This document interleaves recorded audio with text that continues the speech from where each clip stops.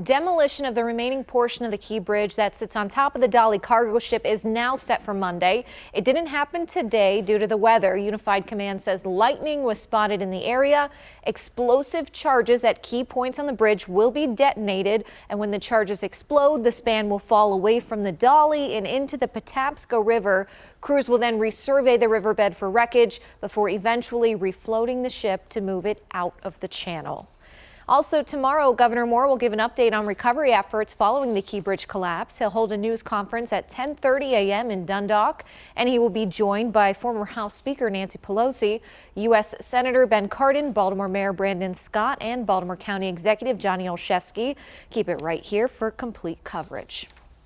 Meteorologist Allie Blake joins us now. Allie, the controlled demolition pushed back twice this weekend because of the weather. So what's in store for tomorrow? Well, Mallory, I'll say they moved it to the best weather probably of the whole week. Tomorrow, we're almost at 80 degrees, plentiful sunshine. And then later into the week, we see a return of the showers. But that's